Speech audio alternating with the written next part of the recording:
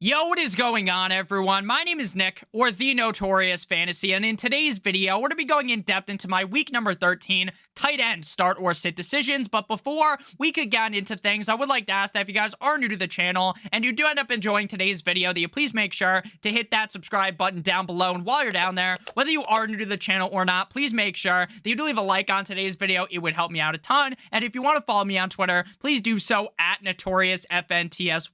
We're going to be talking about our sponsorship BetMGM a little bit later. So without further ado, let's get on in to today's week number 13 tight end start or sit decisions. We begin with Thursday Night Football, the Buffalo Bills at the New England Patriots. In this matchup, I'm going to be starting both of these starting tight ends, but ultimately I'm not very confident in either of them. Dawson Knox has been incredibly inconsistent all year long. We have seen some solid games out of him, but ultimately he just is not scoring the same amount of touchdowns that he was last season, which really bumped up his fantasy football value. And this matchup up against the New England Patriots defense isn't necessarily mouth-watering either, but with how hard it is to really find a tight end game in and game out, the upside of Knox is certainly there, thus making him start worthy. Hunter Henry scored one touchdown last week, probably should have scored another, but the refs ended up fucking him over. I don't understand the ruling on that at all. I really do believe that was a touchdown up against the Vikings, but it is what it is. This week he goes up against the Buffalo Bills in a pretty alright matchup. I do think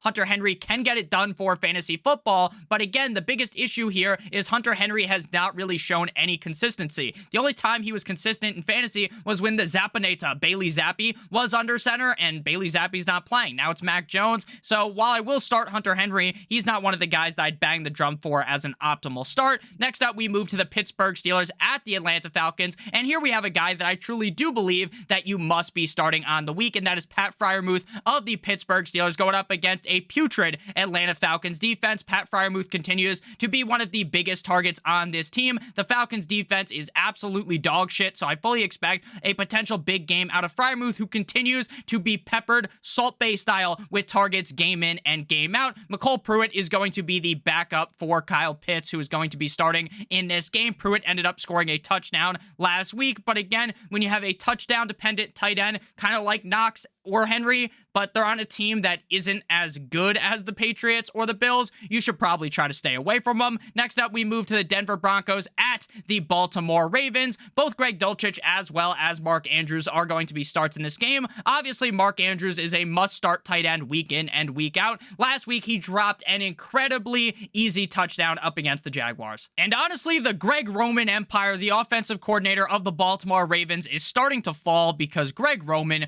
is just doing all types of dumb shit all year long. Mark Andrews, though, again, he did drop that touchdown, but he's one of the safest tight ends in fantasy. You're going to start him every week, even up against a tough Broncos defense. Greg Dulcich has shown some solid things this year. He's also had some down games. Not really his fault, though, because Mr. Unlimited, Russell Wilson, is absolutely terrible. Russell Wilson has more bathrooms in his house than he has touchdowns thrown on the year. Ultimately, Greg Dulcich is one of those bottom-of-the-barrel starts. The Ravens defense isn't all that amazing, but again, you're relying heavily on Russell Wilson. Next up, we move to the Green Bay Packers at the Chicago Bears. Now, this video is being recorded on Wednesday night, and it does appear more and more likely that we could end up actually seeing Justin Fields suit up this week. Now, again, I'm not saying that's a lock. I'm not saying that it's a guarantee that Justin Fields ends up playing, but I do think it's a little bit more possible than I thought earlier on in the week. This matchup up against the Packers would be pretty solid for Cole Kmet if Fields is under center, and even if Fields doesn't play,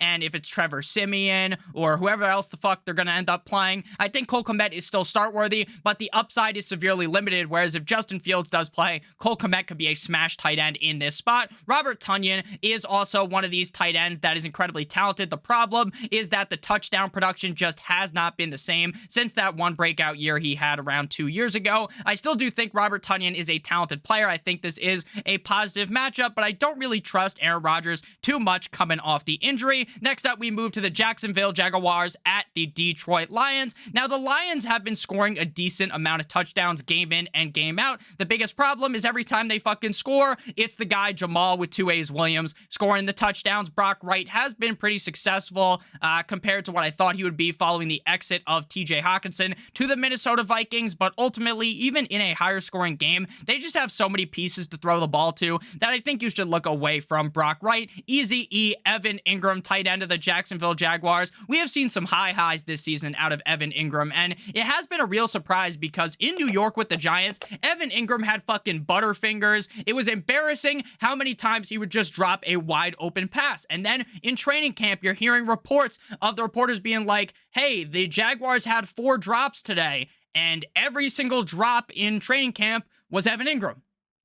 And it's like, holy shit, this guy's never going to learn. He's this incredibly talented tight end. Once he catches the ball, he can do so many things. He could run a motherfucker over, but he just could not just hold on to the football. And this year, things have really changed. He has looked downright incredible this season, but the problem is there are just so many weapons there in Jacksonville, which is crazy to say. Like, Zay Jones is really elevating himself. Christian Kirk has looked really good. ETN, when healthy, has looked amazing. So again, while this is a positive matchup, I'm not fully confident in Ingram, but I would still start him. Next up, we move to the Cleveland Browns at the Houston Texans for the return game of Deshaun Watson. David Njoku may just have hopped onto a rocket ship directly to the fucking moon, because David Njoku might now be in a position to absolutely smash, be a league-winning tight end from here on out to the end of the season. And David Njoku was incredibly successful with a much worse quarterback in Jacoby Brissett. Now, the biggest problem with this take, and I think a lot of people would agree with me that this is a pretty normal take to have, that, hey, having a much better quarterback under center could elevate one of the most skilled players on this team. The biggest issue is that maybe Deshaun Watson comes out flat. Maybe Deshaun Watson plays in this game and absolutely sucks. He's rusty.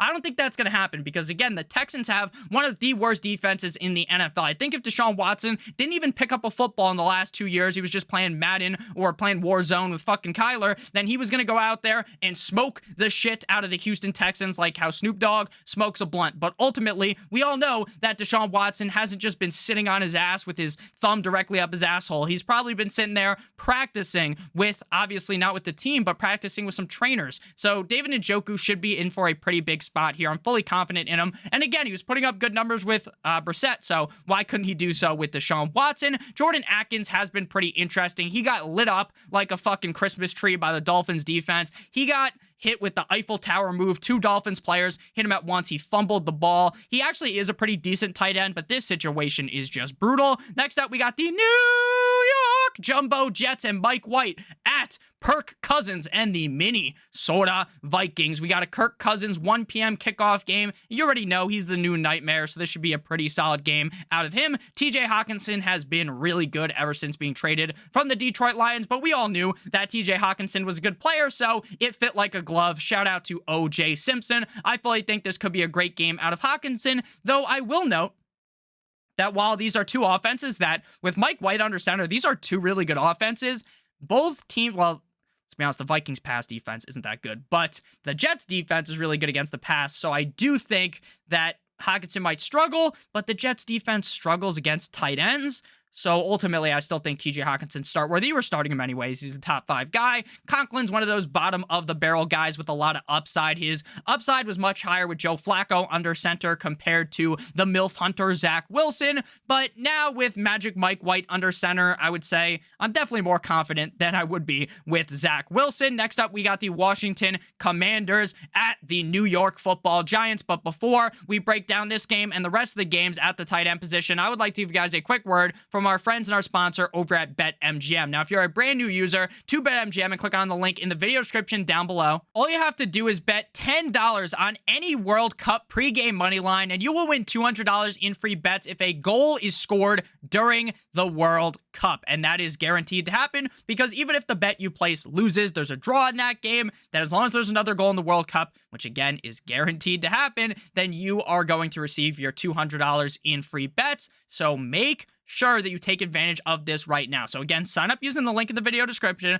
I'm going to throw it up on the screen right now. You're going to navigate to the top of the screen after you sign up, click on the link in the description or in the pinned comment, click on soccer, and then you're going to pick any game. I'm going to go for the biggest favorite of the day, bet $10 on that, and then you will receive $200 in free bets as long as a goal is scored during the World Cup, which again is guaranteed to happen. So even if your bet loses, you still end up winning. So make sure you guys do check that out. Again, this offer isn't going to last forever. It only lasts until December 4th, and that's coming right around the corner at this point. So please make sure that you guys take advantage of that right now before it disappears. Back on into things, we move to the Commanders at the New York Football Giants. Here, both Logan Thomas and Lawrence Cager are sits. Lawrence Cager sounds like he'd be a star in like one of those crazy ass action movies that they used to make back in the day, where that one guy directs them, whose name is fucking escaping me, Michael Bay, like a Michael Bay film. That's what Lawrence Cager sounds like. He's not the best tight end. They use a couple of tight ends.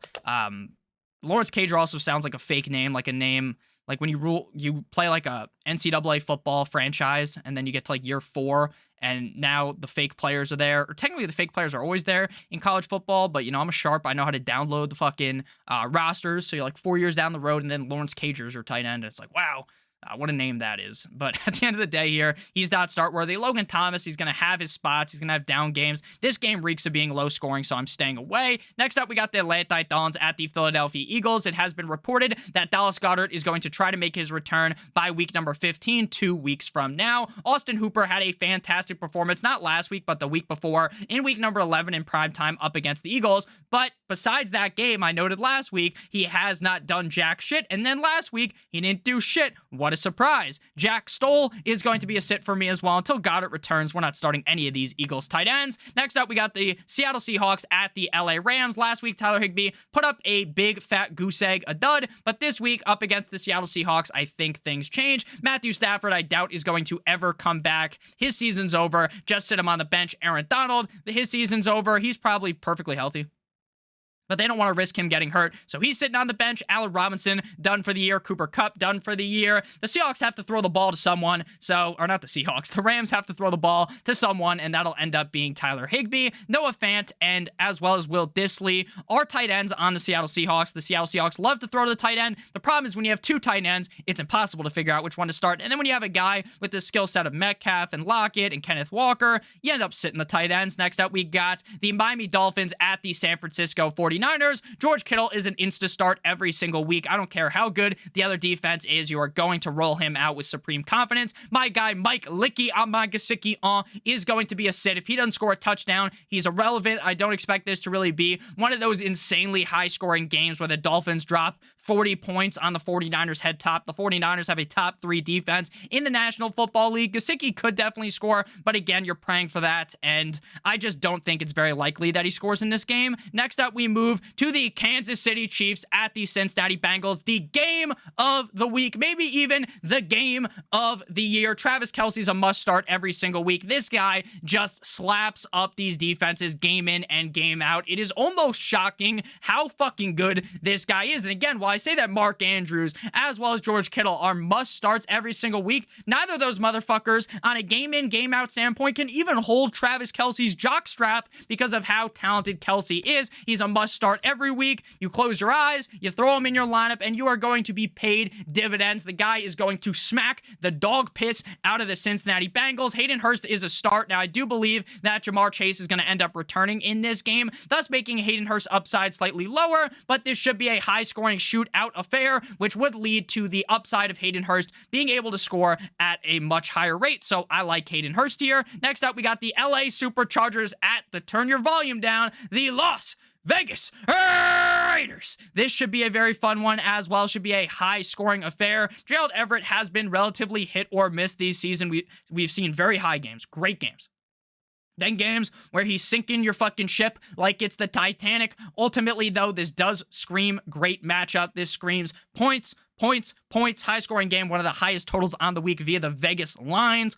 Shout out BetMGM. Gerald Everett is going to be a start here. But again, he's not a guy that I'm banging the drum for because he's super safe. It's really just all about the wet dream matchup here up against a putrid Raiders defense. Foster Moreau is kind of the exact same thing. They're going to be without Hunter Renfrow. They're without Darren Waller. So there is a much bigger opportunity share for Foster Moreau. Again, not the most talented player on earth, but it's all about the matchup here. The matchup is very solid. Next up, we move to Sunday Night a game that no one's going to be waiting all day for Sunday night because this game fucking stinks to high heaven. The Colts at the Dallas Cowboys. I'm sure it'll have high ratings because a lot of people in America get down on their knees and gawk 9,000 the Dallas Cowboys.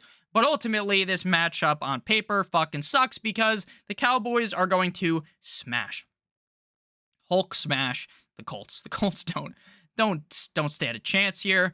Dalton Schultz with Dak back has been incredible. Dalton Schultz, despite being a bust early on the season, might end up actually being a league winner tight end. Jelani Woods showed out in prime time last week, but will I bet on him to do that again?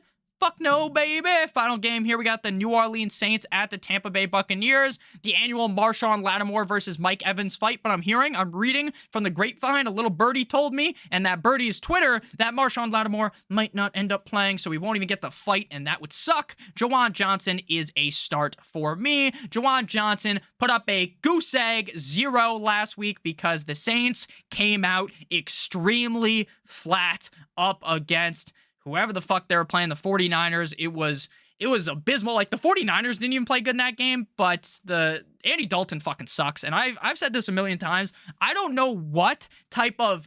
I've talked about this for years, like how Taysom Hill just had blackmail on Sean Payton. I think that Andy Dalton has blackmail on Dennis Allen. Like, did Jameis fuck this guy's wife or something? Like, what's happening here? You guys remember when at Florida State, when Jameis got benched and, like, he couldn't play a game because he like, told someone to fuck her right in the pussy. Like, you guys remember when that was, like, a joke on Vine or whatever? I was, like, 14 when that was funny. Very funny. I don't know why. I just thought of that. But, yeah, shout out famous Jameis. Taysom Hill's a sit. Cameron Brate's a sit. Taysom Hill, you could start in deeper leagues, but again, you're just praying that he gets a lot of opportunity, and even with the opportunity recently, he has kind of struggled. So thank you guys all so much for watching. If you did end up enjoying, make sure you hit that subscribe button down below, as well as hit that like button. It would help me out a ton. If you want to follow me on Twitter, please do so at NotoriousFNTSY. Make sure you guys check out that BetMGM offer. Bet $10 on any World Cup game. Receive $200 in free bets if anyone scores in the World Cup, which is guaranteed to happen. Make sure you guys take advantage of that. I love you guys all so much. I hope you all have a great rest of your guys' day. And as always, good boy!